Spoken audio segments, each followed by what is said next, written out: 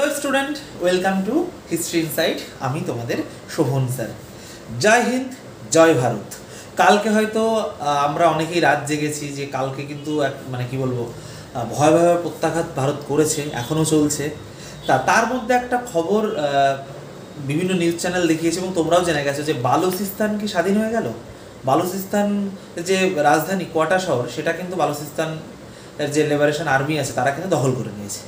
তা আজকে আমি এই পুরো বালুচিস্তান নিয়ে তোমাদের সাথে আলোচনা করব। আমি বলবো যে ভিডিওটা না টেনে তোমরা প্রথম থেকে শেষ অবধি দেখো, তোমাদের অনেক কিছু মানে কি বলবো কোয়েরিজ ক্লিয়ার হবে। তা চলো প্রথমে একটু বালুচিস্তানটা আমরা দেখে নিই, তারপরে সেই বিষয়ে আসছি। দেখো, বালুচিস্তান হলো পাকিস্তানের দক্ষিণ পশ্চিমে অবস্থিত একটি প্রদেশ। যদি আয়তনের দিক থেকে আমি দেখি তাহলে এই বালুচিস্তান হলো পাকিস্তানের বৃহত্তম প্রদেশ, কারণ পাকিস্তানের মোট আয়তনের 48% জায়গা কিন্তু বালুচিস্তান দখল করে আছে আর কি। এবং বালুচিস্তানের যদি মোট আয়তন দেখি তাহলে 3,47,190 বর্গ কিলোমিটার। এবং মূলত এই বালুচিস্তান নামকরণ করা হয়েছে তোমার বালুচ, এক ট্রাইব, তাদের ইয়েতেই তোমার বালুচিস্তান নামকরণটা করা হয়েছে, বুঝলে। এবার এই বেলুচিস্তান কিন্তু খনিজ দিক থেকে কি বল প্রচণ্ড সমৃদ্ধ। মানে বালুচিস্তানে পাকিস্তানের মোট মানে তোমার যা আছে মানে তোমার গ্যাস সরবরাহের দ্বিতীয় মানে সর্বোচ্চ দ্বিতীয় মানে ভাগ সরবরাহ করে তোমার এই বেলুচিস্তান। এবং তোমার বেলুচিস্তানের সম্প্রতি যেটা নিউজ আসছে তোমার জোগাই জেলার আর কি, জোগাই না মাফ করবে, চাগাই জেলার রোকোদিক শহরের কাছে তোমার বিশ্বের বৃহত্তম সোনা ও তামার খনি বা মানে ওখানে যে আবিষ্কৃত মানে মানে এগুলো তো মাটির থেকে ওঠে, মানে সোনা টোনা খনিজ, যে তোমার এই যে রোকাই যে শহরটা, সেখানে বিশ্বের সব থেকে বেশি পরিমাণ সোনা ও তামা সেখানে সঞ্চিত আছে। এটাও কিন্তু সম্প্রতি একটা নিউজে এসছে। এবার কথা হলো যে বালুচিস্তান এখন কি অবস্থায় আছে, বালুচিস্তান কি পাকিস্তানের থেকে বেরিয়ে গেল?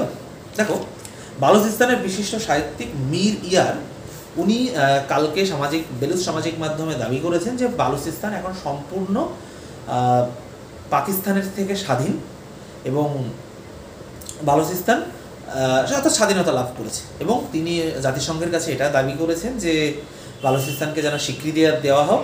এবং তিনি ভারত সরকারের কাছে এটাও দাবি জানিয়েছেন যে দিল্লিতে যেন বালুচিস্তানে অর্থাৎ স্বাধীন রাষ্ট্র হলে যেটা কি বিভিন্ন দেশের দূতাবাস থাকে, তা বালুচিস্তানের দূতাবাস স্থাপন করার জন্য ভারত সরকারের কাছে তিনি আবেদন জানিয়েছেন।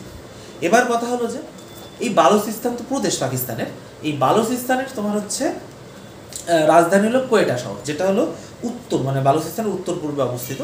এই কোয়েটা শহর কিন্তু দখল করে নিয়েছে বালুচ লিবারেশন আর্মি। এখানে কিন্তু পাকিস্তানের আর কোনো আর্মিও নেই, কোনো তোমার কি বলবো মানে কোনো পুলিশে মানে পুলিশ যে তোমার থানাগুলো সেখানে কোনো মানে আর্মি মানে পাকিস্তানের কোনো পুলিশ সেগুলো আর কিচ্ছু নেই। মানে যারা পাকিস্তানি পুলিশ ছিল তাদেরকে বলেছে আপনারা উদ্দিগুলে পুড়িয়ে দিন।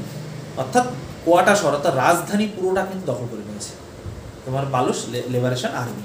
এক্ষেত্রে বলা যায় যে তোমার হচ্ছে মীর ইয়ার উনি এটাও জানিয়েছেন যে দ্রুতই বালুচিস্তান স্বাধীনতা ঘোষণা করবে এবং তার আগে তারা তোমার প্রশাসন থেকে সমস্ত যে অবালচ আছে অর্থাৎ যারা পাকিস্তানি আছে তাদেরকে সরে যেতে হবে বা তাদের সরে যাওয়ার নির্দেশ দিয়েছে। এবং ক্যাবিনেটে সবথেকে যেটা তোমার ইন্টারেস্টিং বিষয়, ক্যাবিনেটে তোমার হচ্ছে মহিলাদের প্রতিনিধিত্ব তারা স্বীকার করবে, যে ধর্মীয় গোড়ামি কারণ যারা মহিলারা শাসনে আসবে না এরকম কিন্তু তারা রাখবে না। অর্থাৎ প্রশাসন মানে ক্যাবিনেটেও কিন্তু মহিলাদের প্রতিনিধিত্ব তারা স্বীকার করবে। এবং বালুচিস্তানের যে এখন বন্ধু রাষ্ট্র আছে আমাদের ভারত বা অন্যান্য যেসব রাষ্ট্র, তারা তাদের রাষ্ট্রপ্রধানদেরকে আমন্ত্রণ জানাবে এবং সেখানে আনুষ্ঠানিকভাবে বালুচিস্তান তোমার একটা স্বাধীন দেশের আত্মপ্রকাশ করবে। এবার হলো দেখো, বালুচিস্তান লিবারেশন আর্মি তোমার হচ্ছে সুযোগ পেলেই পাকিস্তানের যে আর্মি বা যা প্রশাসনের উপর আক্রমণ চালাচ্ছে। তার প্রেক্ষিতে মানে সেই মানে ঘটনা প্রবাহে 6 মে বালুচিস্তান সেনার কনভয়ে বালুচ লিবারেশন আর্মি একটা তোমার কি বলো প্রত্যাঘাত করে বা আক্রমণ চালায়। এবার এই মানে আক্রমণের ফলে বা হামলার ফলে বেশ কিছু তোমার পাকিস্তানের জওয়ান মারা যায়।